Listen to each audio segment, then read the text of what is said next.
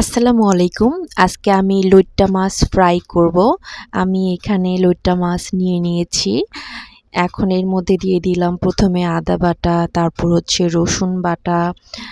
এখন দিব হচ্ছে লাল মরিচের গুঁড়া কিছুটা পরিমাণে। এখন দিয়ে দিব হচ্ছে হলুদের গুঁড়া।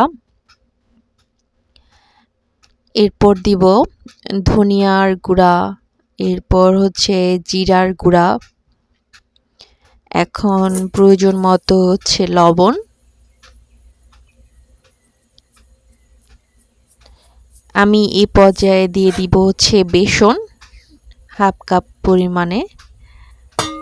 এখন এটাকে খুব ভালোভাবে মিশিয়ে নিতে হবে।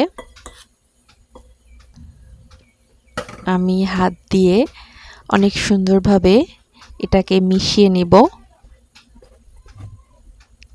আমার মেশানো হয়ে গেছে। আমি এ পর্যায়ে চুলায় একটি ফ্রাই প্যান বসিয়ে দিয়েছি। গরম হয়ে এসেছে, এখন তেল দিয়ে দিব।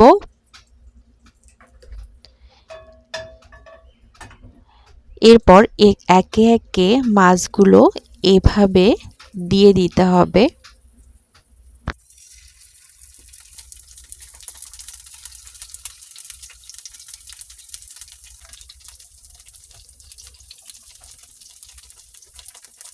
মাছগুলোকে এভাবে উল্টে পাল্টে ভেজে নিতে হবে। আমার লইট্টা মাছ ভাজা হয়ে গেছে। এই তো অনেক সুন্দর ভাজা হয়েছে। দর্শকবৃন্দ, আপনারা ভালো থাকবেন। আল্লাহ হাফেজ।